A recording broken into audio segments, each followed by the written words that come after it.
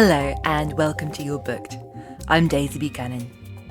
This week we're on the Kent coast, the occasional ends of Somerset Maugham, Chaucer, Dickens and our lit-loving wit-sharpening guest Andy Miller.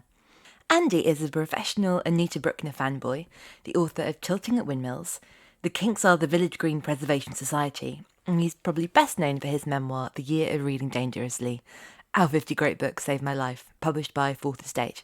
In this book, Andy asks why, as a bookseller and publisher, he fell out of love with reading and falls back in by working his way through the literary canon, including Middlemarch, Master and Margarita, and the Da Vinci Code. Lots of listeners will recognise his voice from Backlisted, the Beyoncé of book podcasts from the publisher Unbound, which he co-presents with John Mitchinson. Andy is to publishing what Sir David Attenborough is to conservation. If we still have books as we know them in 100 years' time, we will have his energy, intelligence and enthusiasm to thank. As a point of trivia, I first met Andy at a book festival a couple of years ago. I was hungover in a gold jumpsuit eating a bacon sandwich. He warned me that Martin Parr was roaming around with a camera and about to capture me with HP sauce on my chin. He's an all-round wonderful writer, reader and human being. So I am in the beautifully appointed sitting room of the author Andy Miller, the author of The Year of Reading Dangerously and podcaster, and many of you must listen to Backlisted. That's a good question. Andy, what do you call this room? Is it a sitting room, a drawing room, what's the other one, lounge? It's a sitting room, isn't it? I haven't got my Mitfords to hand, so I can't instantly call up the you and non-you terms. Pretty sure lounge is non-you. Is it? Because my nan and grandpa called it a lounge, and if we use that word at home, my mum would tell us off. It's the sitting room. Yes, it's the sitting room. It's the room we do the sitting in. So that's fine. I mean, this is a lot of books, but it is here. I was kind of envisaging, knowing you to be a big reader, I thought we'd be sort of swimming through them, and this looks quite neat and tidy. There are books all over the house. This is the first room you've made it into, right? So that's the first thing. And the second thing is the other rooms, which you are not allowed in, according to someone close to me who should remain anonymous, who lives here with me.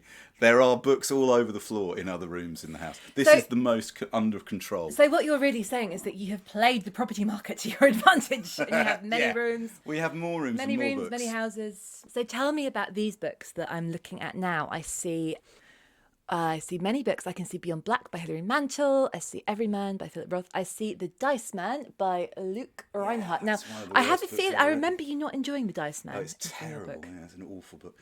So like from the far left there, you can see there that orange spine is The Master and Margarita by Mikhail Bulgakov. And then if you go across in a straight line 2 drops until you get to here, Howard's End by E.M. Forster. Those are, in the order that I read them, the 50 books that I read for my book, The Year of Reading Dangerously, which I actually read these about 10 years ago now. And these are the actual copies that I read.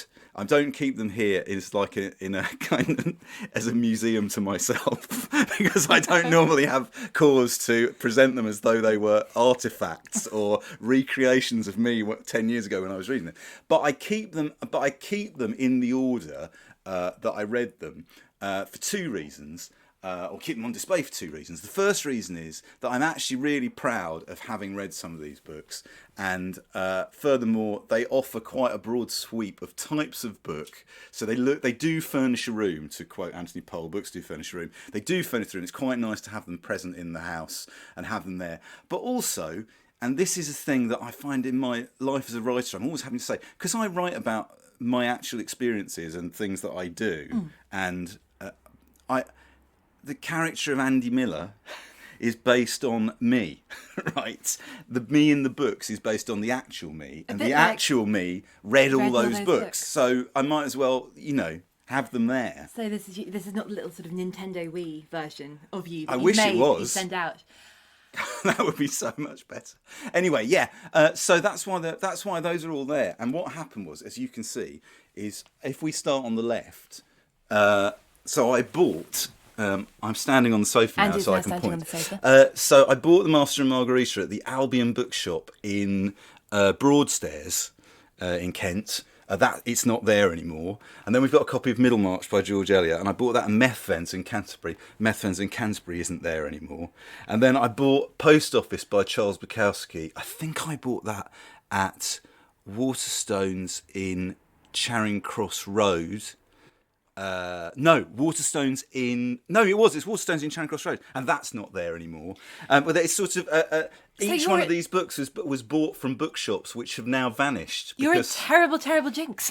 I think I am. I am. Not publishing, Andy. It's you. I know, but also they had them in stock.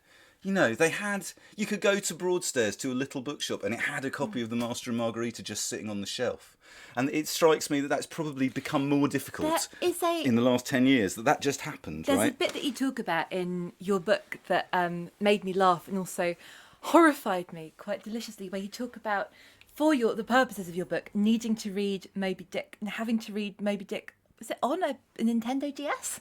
Yes. So right, my son, my son was little when I was reading these books, and I was staying away from home, and I had forgotten to take my actual copy of Moby Dick with me, and so I needed it in an emergency to look up a particular passage in Moby Dick, and my son had his DS with him, and back then you could buy a cartridge for the Nintendo DS which was called the 100 Classic Books that you could read on a DS, right? And it had Moby Dick in it, so we had to find a supermarket that sold DS cartridges to get that, so I could then scroll through on a DS to try and find a particular passage in Moby Dick. I did actually do that. It sounds like I made that up. I didn't make it up at all, but that was partly again because I was staying on the south coast, away from a place with many bookshops.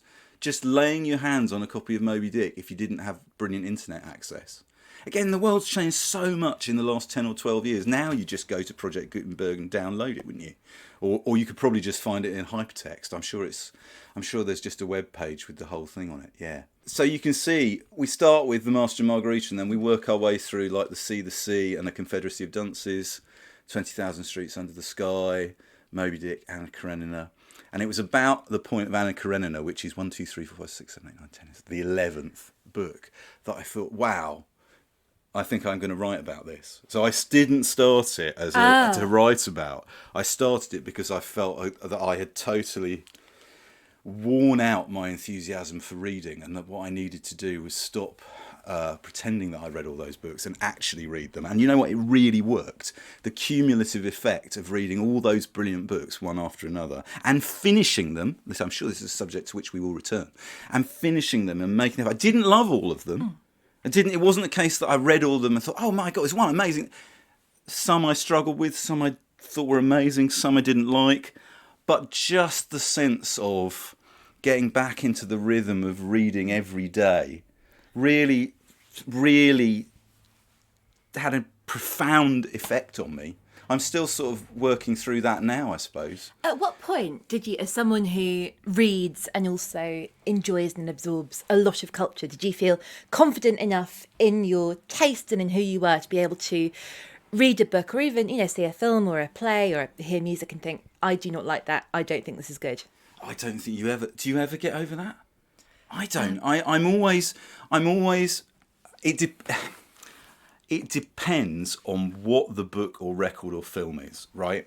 So if, for instance, I say this in the Year of Reading Dangerously, I've said it a lot, but I really believe it. Let's take the example of Middlemarch up there. If you read Middlemarch and you don't like Middlemarch, that isn't Middlemarch's fault. That's your fault. Right? Blaming Middlemarch. No. But what I mean is, I've never read Middlemarch. But you've never read it. I've never read it. Can I borrow yours? No. I never lend books. Come on, you know that. You must have worked that out. Look, there's no broken spines there. They are on very good nick. Are you a respecter of books? Yeah. I don't. You don't box things. I find this a really interesting thing. I've noticed this on Twitter. People are always going, if you really love a book, then you've got to break its spine and dunk it in the bath and throw it across the room. I'm concerned about what these people are like in their romantic relationships. I just think, well, there are other ways that you can like reading books, and that involves not hurting them, not bruising them, or. Do you never read in the bath? Do you read in quite a sort of an upright together? Because as a reader, I would like to take better care of books than I do, because I'm sort of, I'll be making some food or cooking a meal and reading something, and my lovely new book is now covered in soy sauce and olive oil, or you're very careful about where you are. You know what? I read in non-oil based areas. I do read. So I read sitting in chairs, standing up, or in bed, and walking down the road. But I don't read in the bath. With a physical book walking down the road? Yeah. I would like to see you do that. We can do that. That can be the peak of this podcast. You chase me down the street while I'll create a verbal picture. Have you read The Dice Man? I have not read The Dice Man. You put me off. Did I? I'm sorry. No, sorry to Luke Reinhardt if he hears this. Because I know this is in the year of reading dangerously. But can you talk about what it was like at what point you decided that you didn't like it, and when the crossing over from I don't like this to maybe this isn't good, or when you felt that it was okay to have a negative reaction to it? My feeling is that I've already mentioned this, but I came to the conclusion that as long as I finished something, I was then allowed to say what I thought. And you asked me about when I felt confident enough to do that. I think you can say what you think as long as you put the hours in, regardless of whether you feel confident or not. That's not the issue. I think the issue is that because we live now in a world where you're being encouraged to broadcast your opinions, not us necessarily, but everyone on social media or on blogs or whatever, that in order to... It's good to know what you're talking about. That is how you distinguish yourself from people who don't know what they're talking about. And if you haven't finished reading the book, you don't know what you're talking about. You can have a response based on what you read, but that's about you. That's not about the book. In order to make it about the book, you've got to finish the book. But I mean, nobody likes me. I'm not a very inspiring figure, Daisy, because I think the drift is towards saying, "Oh, do what you want. Don't just read 30 pages. Chuck the book across the room. Put it in a bath. Pour oil on it and set fire to it. Put 1 star on Goodreads and say, George Eliot failed because I didn't like this book." Well, that seems wrong, and that seems like consumerism has gone mad, doesn't it? It basically is in the entitled consumer is going, "I demand to be in the right. I demand to have the whip hand." I agree, but I was curious about whether there are any books you have finished and genuinely felt confused by and thought, I couldn't tell you if I liked that or not. Yeah. Well, many, of course. That's the flip side. I always try and be completely honest in my response to books or films or music, and a lot of the time you need to let things settle before you decide then what you're going to say about them. For instance... quite early on, The Sea by Iris Murdoch. It's about a 400-page book. I reckon I got about 250 pages in. I genuinely didn't know what to make of it, which I quite liked. I don't have a problem with that. I didn't feel someone was getting one over on me, but I just thought, what means do I have of locating this in the tradition of other things that I've read? I think it's good to have in this era of loving things and hating things to feel challenged by the nuances of something and to feel uncertain and shifting. Yeah, and also what you're saying is absolutely right, and having confidence is great. Backing confidence up with a bit of legwork is also really great. So I tended to feel like for instance this book here, 100 Years of Solitude by Gabriel Garcia Marquez. That is a lot of people's favourite book. Certainly people of a certain age. If you were around in the 80s, that was a very important book. Maybe this isn't a fair thing to say, but I really I liked it, but I read it when I was a teenager and I really wanted to like it. And I think I really was like, oh, it's a bit... I feel like it's very hard work, but I'm missing something. I will keep going. But it seems like a bit of a boy's book. It's a book you'd put on a dating profile. Do you think it's a boy's book? I'm a boy. Gender is another thing we're going to return to. Gender and reading, what a fascinating topic. But there are certain books where, and it might be, a sensitive boy's book who'd put it on his dating profile because he doesn't want to say, I love Andy McNabb on the Rampage. Yeah, look. So actually, Gabriel Garcia Marquez in my sick library lives next to the Dice Man, lives next to Luke Reinhardt. Okay, and look on the cover of the Dice Man. The quote is from Novelist of the Century, Loaded. So the sensitive boy's choice is next to the insensitive boy's choice, right? I feel like there should be, see pages 96 and 213 for some raunch. Also, what you notice about the books in this room is... I should say I don't know where the raunch is. I've not read it. I will. They're all doubled up, right? So if I pull those out, there's a load more books behind there. May I come up on the sofa and have a look? You may indeed. So you can see what's hiding behind there. Oh, so these are all lots of music books, which is interesting. We have Never Break the Chain, which is about Fleetwood Mac. It is. Rip It Up and Start Again by Simon Reynolds. We think I have this book I say I have this book. I think my husband has this book. Or we've read it at some point. That's a great book. What do you think that loving music has... What impact has that had on your love of reading, or perhaps your occasional hate or frustration with reading?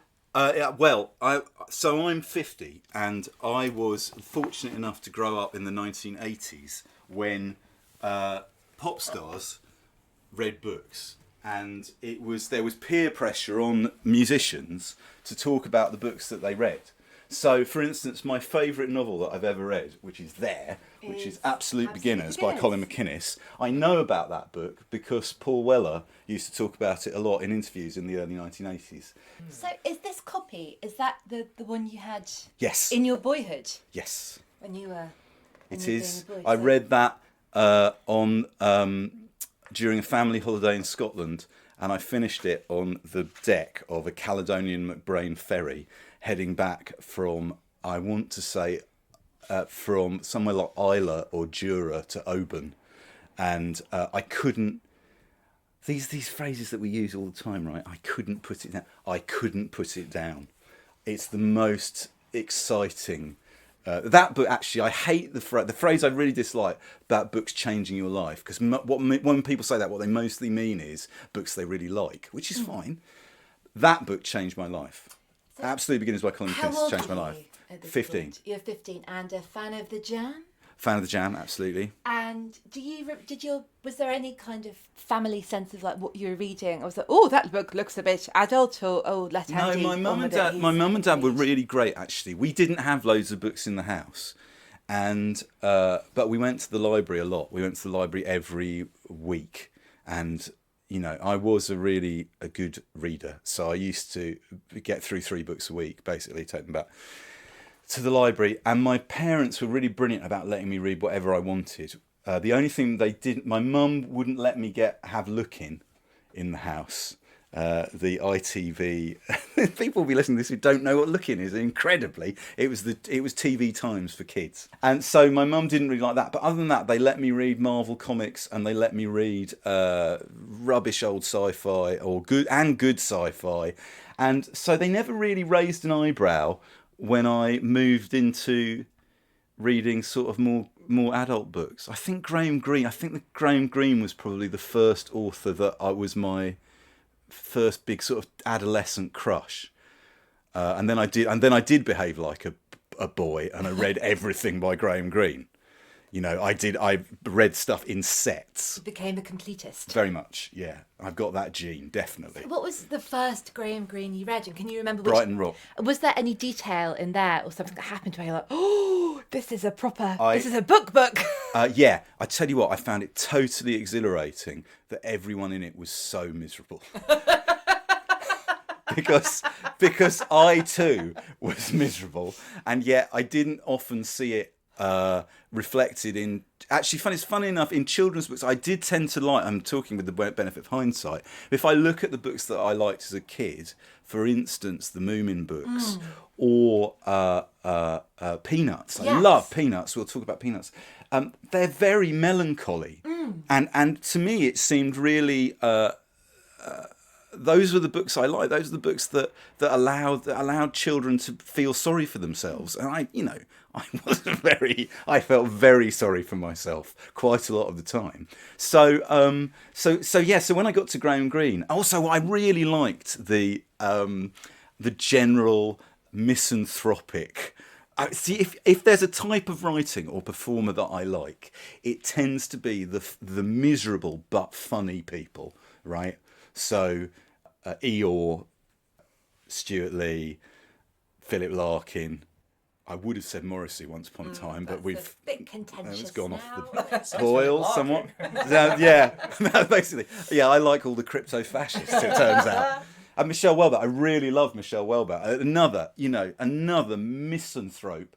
But I find it very funny. Brookner in her own way. I was just going to say, both big fans of Anita Brookner, and I think very funny, very dry, but also her heroines and her protagonists not laugh a minute, glad to be alive, isn't this fun? If we get a chance later on, we're going to read out the opening paragraph of Anita Brookner's first novel, because I've realised that it's the greatest opening paragraph of any novel, and it's her first novel, and she didn't write any warm-ups, and she didn't write any short stories. She got to the age of about 50, that's right, isn't it? And she had a summer holiday from the Courtauld Institute, and rather than go on holiday, which is not what she wanted to do, she stayed in for 6 weeks and wrote a novel from scratch, published it, and it's a masterpiece. Pissed a party. It's like, piano, I used to play the piano, and just does Flight of the Bumblebee. Yeah. Can you do it? There's a piano behind you, please. I can, but I don't want to embarrass anyone. I do want to say as well, for the record, because this is your book and we're talking about reading habits and all of their glory and shame, not that there's no such thing as a guilty pleasure. I'm Catholic, always my pleasure for guilty. I did pull back the year of reading dangerously books, and I did find the Da Vinci Code. Well, that's because it's in the year of reading dangerously. That's not on display. For shame, I can't remember how you found it. Okay, so the original subtitle of I don't know if I've ever said this on the record. Wow, it doesn't matter now. So the whole time I was writing that book, it took me 7 years to write that book. It was a long, drawn-out, difficult process. The whole time I was working on it, it was called The Year of Reading Dangerously, subtitle 50 Great Books and 2 by Dan Brown. Yes, right. I think okay, so that was but then my agent said, "Oh, you can't use that as a subtitle." But they were wrong. Not that they'll ever listen to this, but they were wrong, and that's what we should have called it. So, in the book, I do a comparative study of Moby Dick and the Da Vinci Code, and what I do is I try and look for similarities between the two texts, and I find that there are quite a few. What I find fascinating about Dan Brown is that he is tremendously successful, and people derive huge pleasure from his books, and that is excellent. But he's not very good at writing. Unlike, say, Lee Child, who is very successful and people derive a lot of pleasure from his books, who is good at writing, Dan Brown isn't so good at writing in terms of forming nice sentences. Right now, I know that sounds contentious or jealous, but I'm not jealous of Dan Brown, right? I'm just coming at it from a position or a professional expertise, let's call it, whereby I've spent a lifetime reading, writing, editing, selling books, and I read the Da Vinci Code, and what happened was I read it just after I read Moby Dick, and Moby Dick I read, it took me weeks, it was really hard, I got to the end of it, I thought, oh, that was really difficult, but it was a masterpiece, whereas I read the Da Vinci Code in about 12 hours flat. And I thought, wow, I really need to read something better than the Da Vinci Code, because it's not that it's.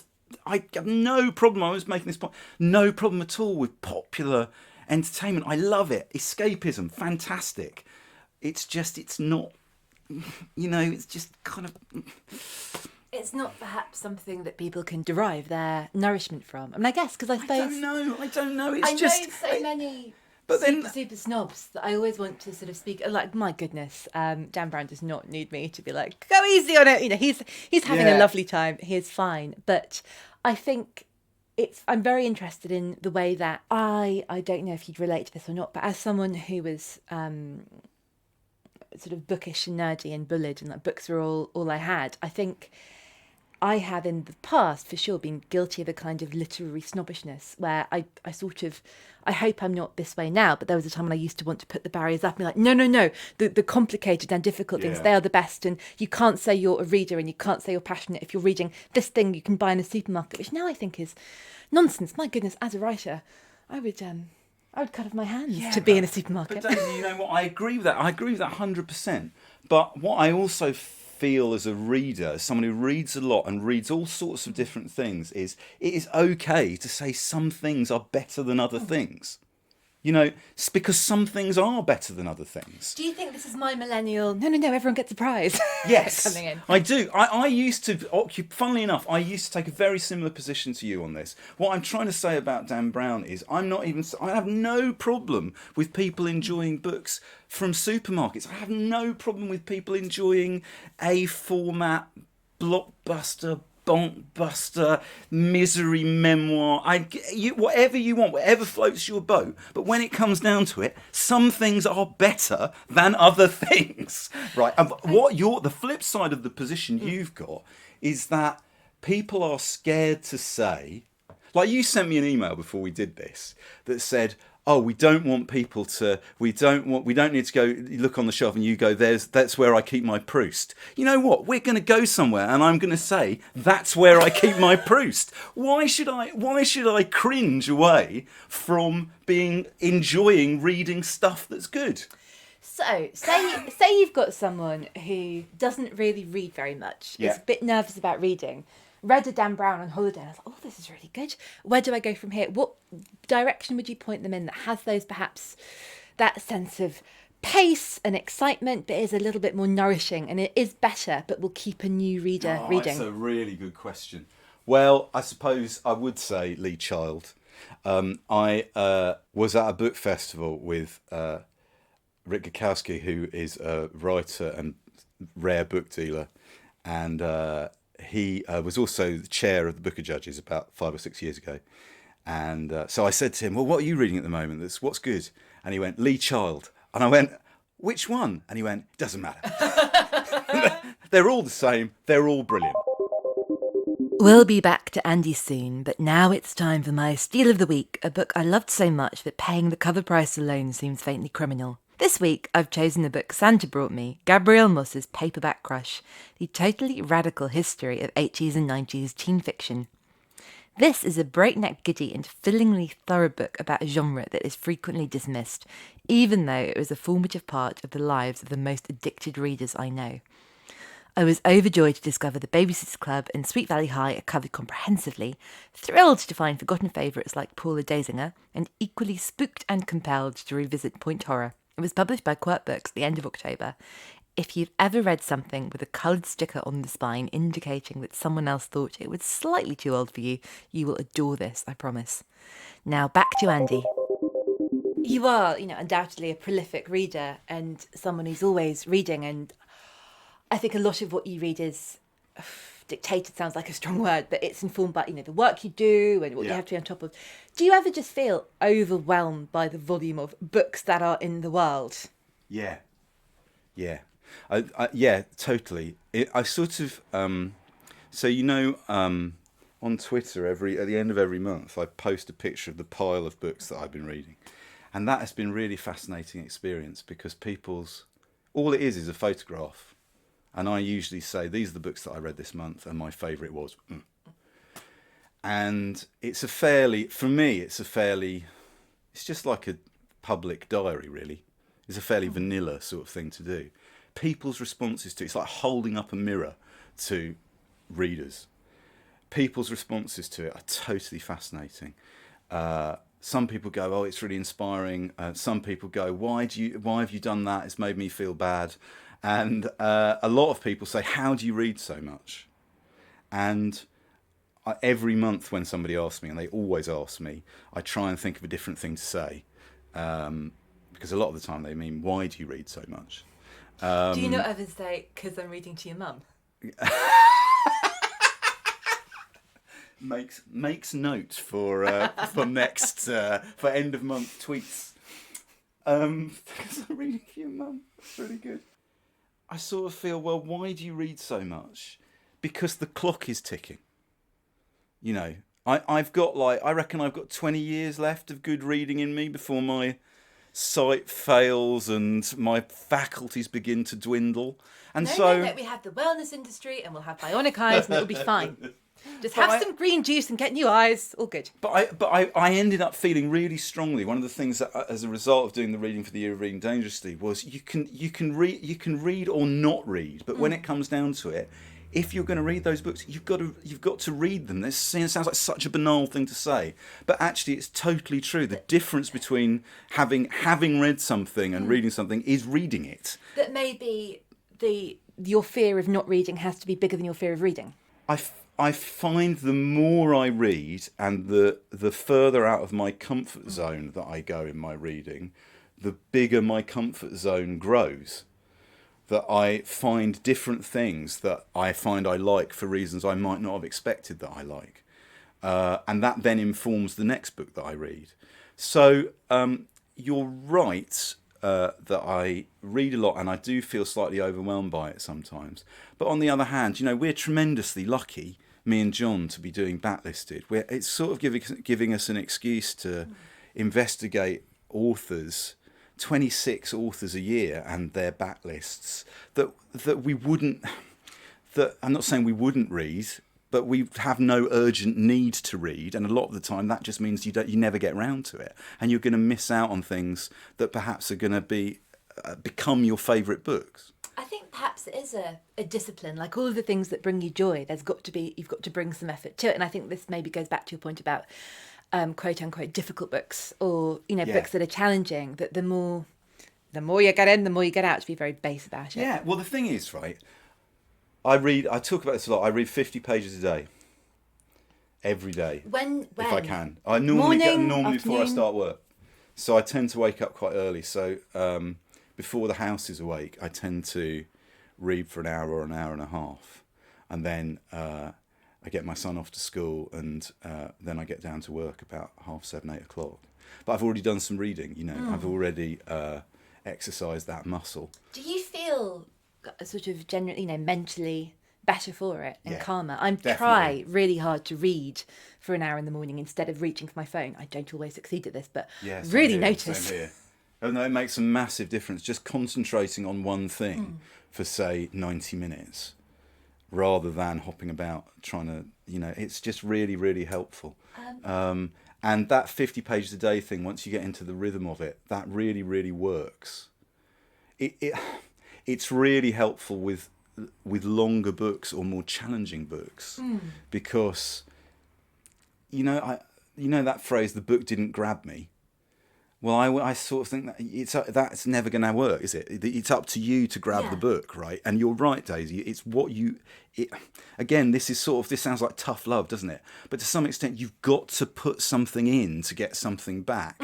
And you don't have to for all books. Some books are going to carry you along and you're going to find them easy and straightforwardly enjoyable. But there's more than one way to enjoy a book, right? Just there's more than one type of dancing. You don't want to only watch Star Wars every time you go to the cinema. There's different types of film and different types of experience, right? Sometimes you want to take away. Sometimes you'll go to somewhere nice. What you want is a balanced diet. But we only talk about books in those terms. Books have this weird thing because of people's status anxiety around them or the cultural baggage that comes with them. It sounds like what I'm recommending is only roughage. That's not what I mean. What I mean is you just got to, the more you balance it out, the wider you throw the net, the more likely it is you'll enjoy more of what you read.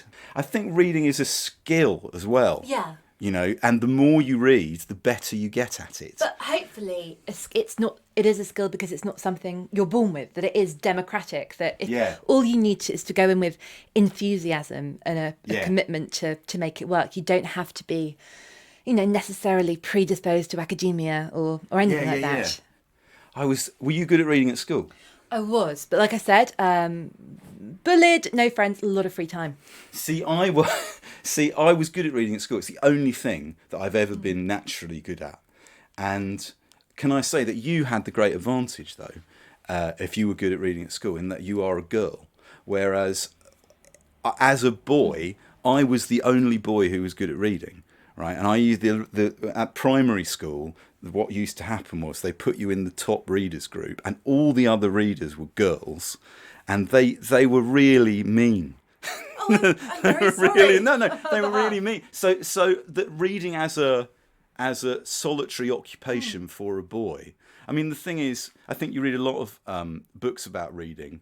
The one thing that they have in common is they've all been written by people who will say, unreasonably, I was a solitary child who didn't have many friends and enjoyed, the company of books because books could make sense of the world where other people couldn't. I think that's one of the really fantastic and enjoyable things about, funnily enough, the last 10 years or so with like social media and Twitter and whatever. I do feel like that's the first time ever that there is, for all its many faults, that there is a sort of democratic means of talking about books and connecting with people who feel the same way about books as you do and about reading as you do. And when you do have that excitement and that real urge to just press something into people's hands, and I think, if I was richer and madder, I'd be down Speaker's Corner with 50 copies in the pack. Take it. Don't you think? So I think the best thing about Twitter is the book recommendation, because I was thinking about this. I think the thing that's so fantastic, certainly back when it was 140 characters, and in a sense, all you had space to say was, I really love this, or I didn't really love it. It's quite aesthetic blurbing, and there wasn't an exchange of kind of status. Not really. You could just go, and the number of book recommendations that I've had via Twitter, which have turned out to be fantastic, or introduced me to authors that I really like, far more than, say, the books pages of newspapers, or books that friends might give you. The thing about books given to you by friends is they tend to be based on their judgment of the things they think you like. And therefore, when you read that book, you're having to go back with, I always find those quite pressured things. If someone presses a book into if you gave me a book now, because we've met, that would be more difficult. Yeah. Because I'd be thinking, I don't want to offend. What if I don't like this? I don't want to offend. Has anyone ever given you a book that offended you? Have you ever thought, really? They thought I'd like that? Yes, but I cannot say what it is. I'm really sorry. I'll tell you when the mic's off. I can tell you what it is. But mostly no. What's the mostly most flattering book? The worst thing is not that. The worst thing is when you're given a book and you think, it's all right. It's almost better to go back and go, why did you give me that? It was awful. Or, God, I absolutely love that. Thank you so much. But if you read it, and the truth of it is, most books that we read, we don't think are amazing or be awful. Most things that we read, they're fine. It was all right. Actually, that's sort of damning it with faint praise as a return of a gift, isn't it? So you went, did you read that book I got you? Yeah, it was fine. And even though that might be the truth, you can't... I suppose you are absolutely in both worlds because you do read so much, but also as a writer, you know what it's like to sit down for something every day for months or years and it be your book that you're writing. I've always got that in my mind when I read something, but I mean, very occasionally I read something like, and what did you do with the rest of the hour? But I remember when I was a bookseller in the 90s, and I remember going to a talk given by one of the heads of publishing at Puffin Books, and when it got to questions, the first 2 or 3 questions were like booksellers or other members of the public going, why did you publish that book? It wasn't very good. Or I read this and it wasn't good. Why have you put this out there? And she said, she slightly lost her temper and said something I've never forgot. She went, no, you don't understand. Nobody writes or publishes a book because they think it's bad. You are attributing bad faith to people where none exists. Everyone, when they sits down to write, does so in good faith that they are about to do their best And the book has been brought to you equally by the publisher who wants you to read it. They don't want you not to read it. They may make bad decisions. They may get it wrong, or they may have targeted it accidentally at a group of people who are in fact less likely to enjoy it. But nobody's sitting around going, we got that piece of old crap away. It doesn't work like that. And so as a writer, I always think... It's true, isn't it? I do like the cowboy publishers. Yeah, publishers get... the thing is, having been a publisher, publishers, are...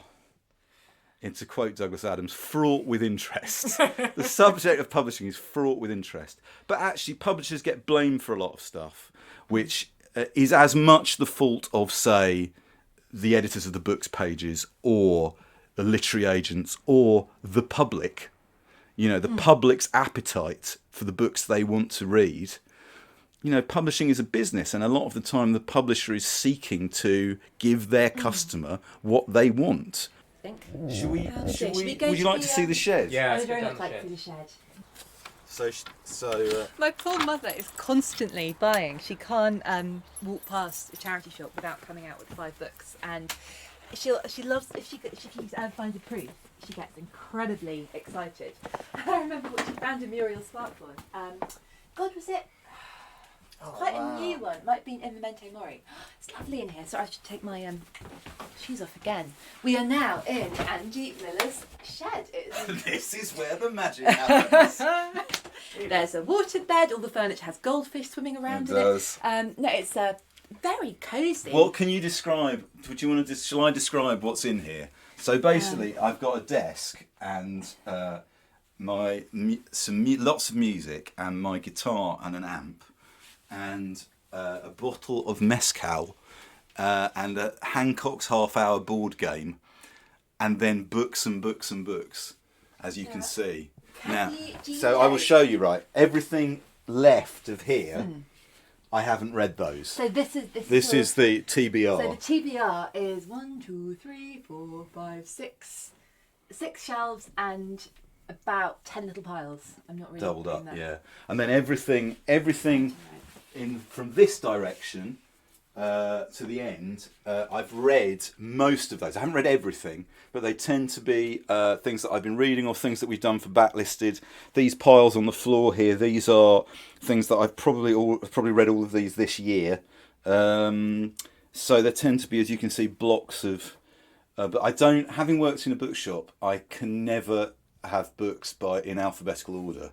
You can see I've got them by author in clumps. I could do something really obnoxious. You might not want to do it. Go on. I have to grab a book off the shelf. Yeah. How would you sell it to me? I'm going to, because this is a book that I do know you've read. Should I buy this book, Mom Darling? 99 Glimpses of Princess Margaret. Okay, so first of all, you wouldn't say that.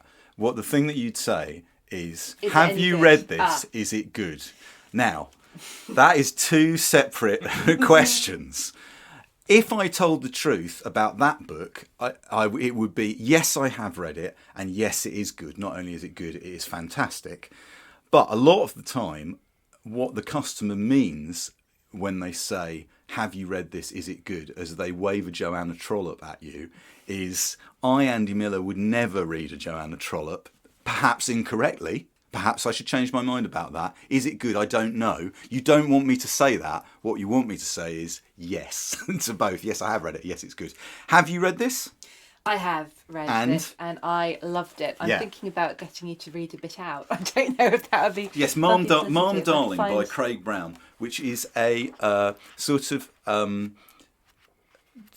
biography of Princess Margaret, but sort of a deconstruction of the idea of a biography of Princess Margaret. It's also, it must be said, incredibly funny, because Craig Brown can turn a comic sentence better than almost anybody else in prose terms, I think.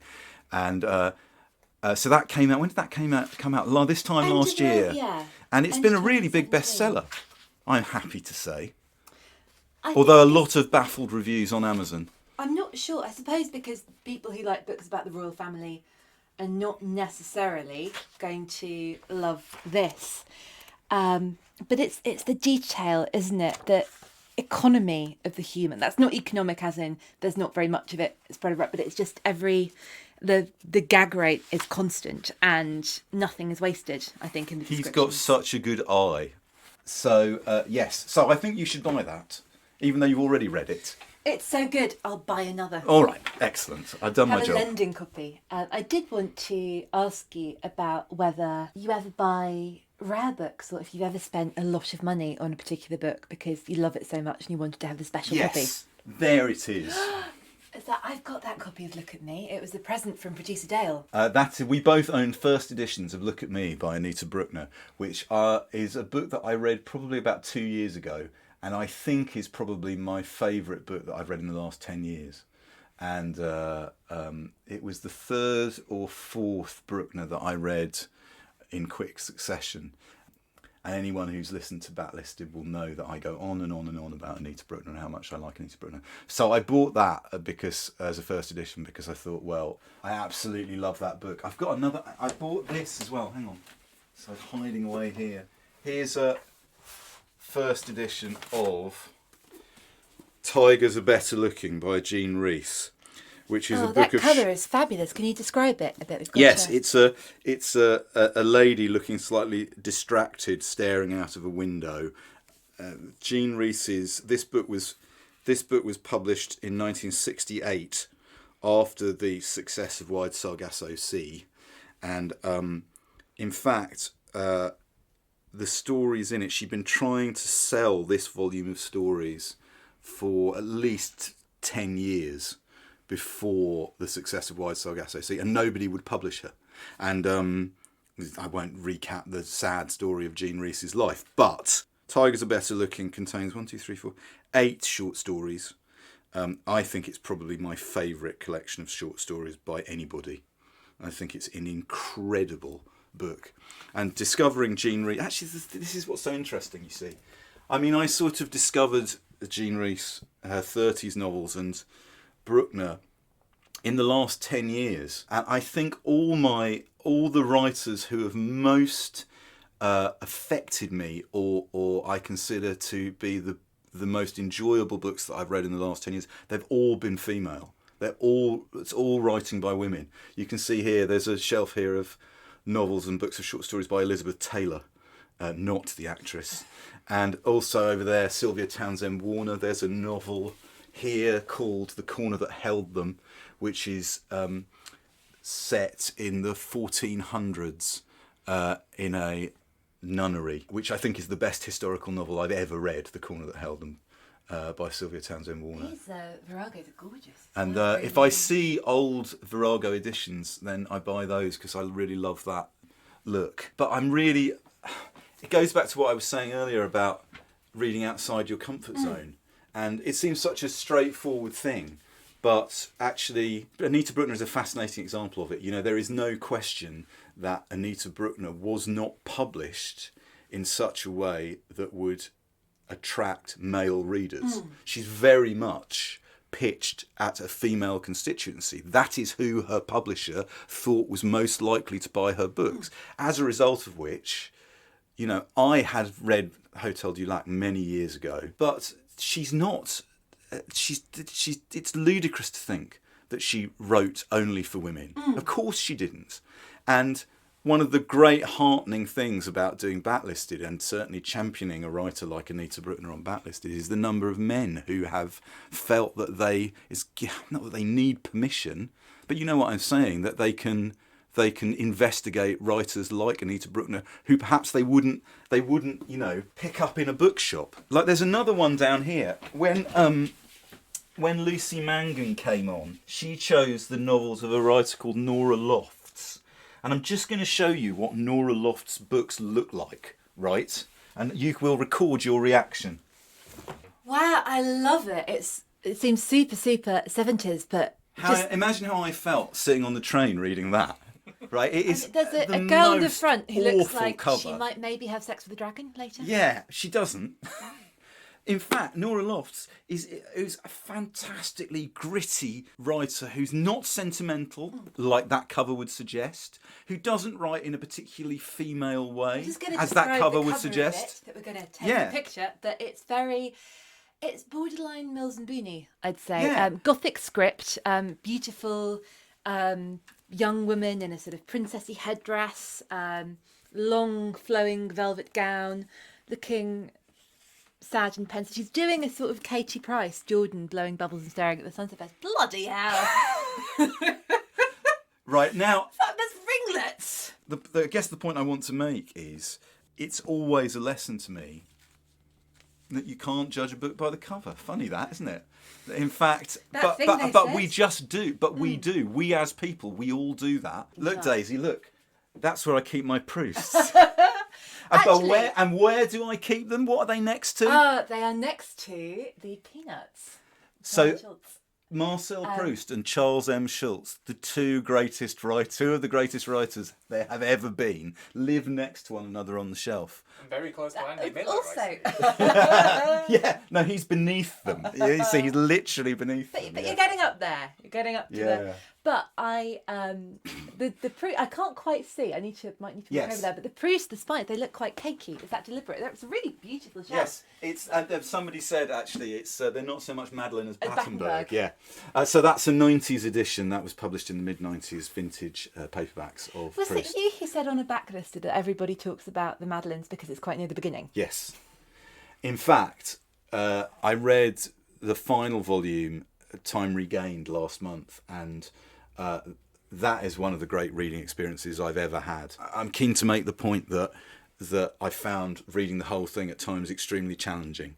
It made my teeth itch at points, but the payoff is so incredible in the final volume. How did you read straight, or did you read one and then read other things? Oh no, I've read like about 400 or 500 pages a month and took a break because. I could see one of the reasons why I suspect people run aground is it's a hard thing to read anyway. It's quite challenging to read anyway, and 300 pages on one dreadful dinner party, for instance, can bring the spirits down a bit.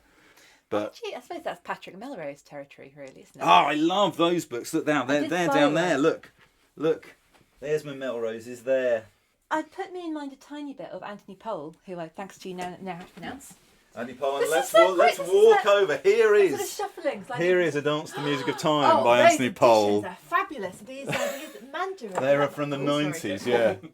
And there's a guide by Hilary Sperling to A Dance to the Music of Time. This book's absolutely brilliant. This basically tells you who all the characters are, so that you can look them up by character. When you meet someone in, say, volume 9, who you haven't met since volume 5, it's quite useful to turn to that.